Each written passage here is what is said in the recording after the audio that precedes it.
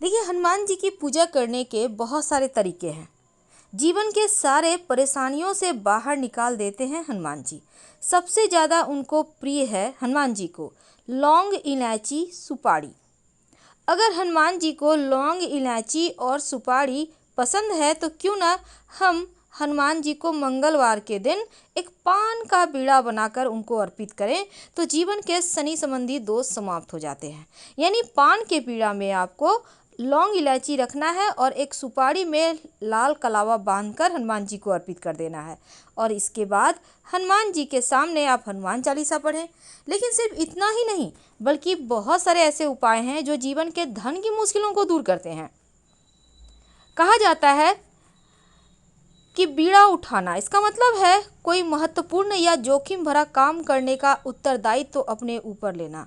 यदि जीवन में घोर संकट है, जो ऐसा काम है जो आपको लगता है आप पूरा नहीं कर पाएंगे, चाहे धन की मुश्किल हो या कैसा भी घर में शुभ मंगल कार्य हो, हनुमान जी को एक नियम कर लें कि हर मंगलवार के दिन हनुमान जी की पूजा पाठ करने के बाद एक पान का बीड़ा अर्पित करना शुरू कर दें।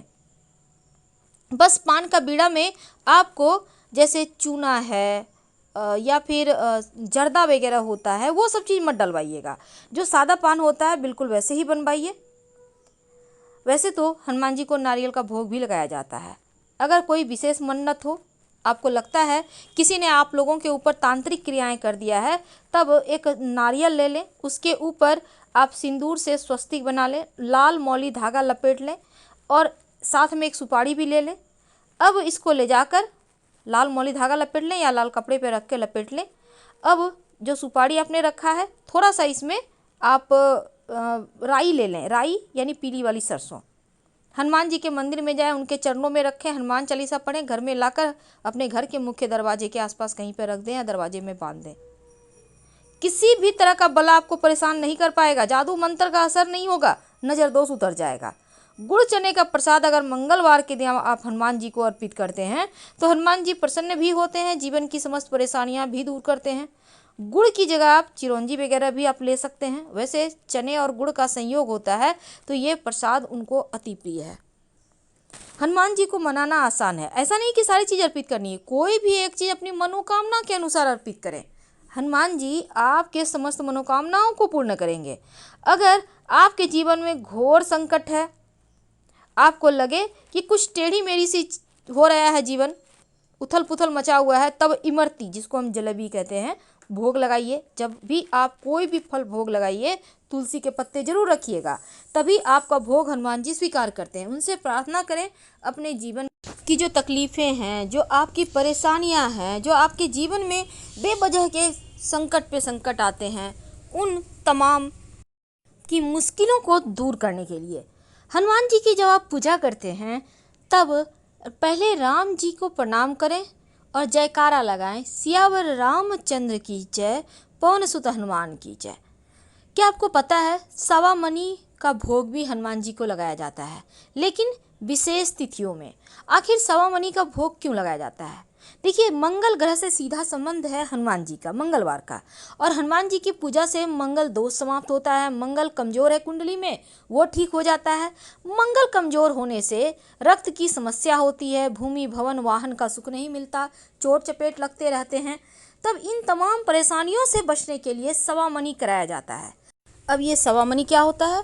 सवा मनी में सवा मन यानी 50 किलो शुद्ध घी से बने हुए आप पूरी, हलवा या उसमें लड्डू भी हो सकते हैं, लेकिन जो भी होंगे वो शुद्ध घी से होगा और हनुमान जी को भोग लगाया जाएगा तुलसी के पत्ते के साथ, और फिर प्रसाद वितरण होगा।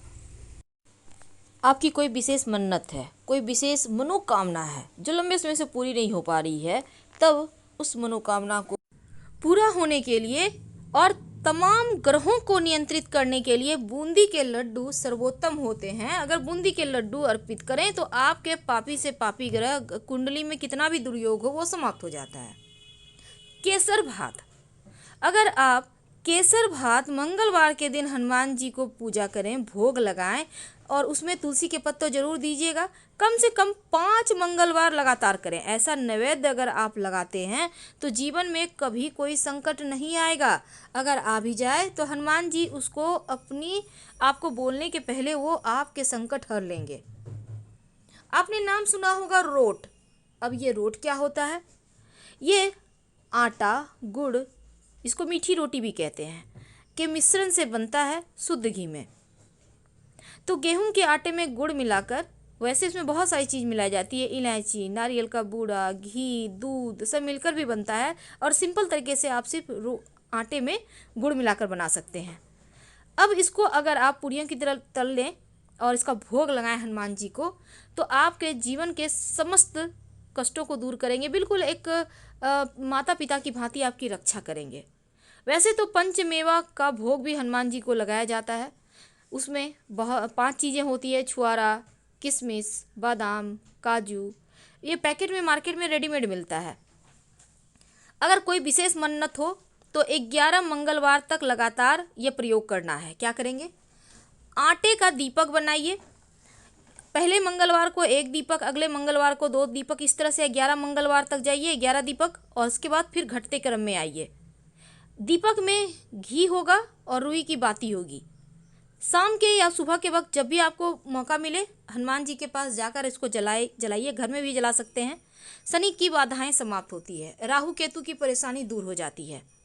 वैसे तो हनुमान जी को सिंदूर अति प्रिय है। अगर आप पुरुष हैं तो हनुमान जी को घी के साथ या चमेली के तेल के साथ सिंदूर लगाएं तो बिगड़े हुए काम बनने लगते हैं। जो महिलाएं हैं वो लाल पुष्प अर्पित करेंगी। भूत प्रेत की बाधाएं का जो होती है वो भी शांत हो जाता है। जब आप हनुमान जी को चमेली के तेल में सिंदूर मिक्स करके लगाते हैं और थोड़ा सा अपने घर ले आइए, घर के मुख्य दरवाजे पर स्वस्तिक बनाइए, बच्चों को तिलक कीजिए, अपने भी तिलक कीजिए, जीवन में कभी कोई कष्ट ही नहीं आएगा। ये तो सिंपल प्रयोग है जो जीवन के सारे कष्ट दूर करते हैं। वैसे इस प्रयोग को आप किसी भी मंगलवार के दिन से करना है, इस बात का याद रखिएगा। कोई भी एक अपनी मन्नत के अनुसार आप प्रयोग कीजिए, अपनी सुविधा के अनुसार प्रयोग कीजिए।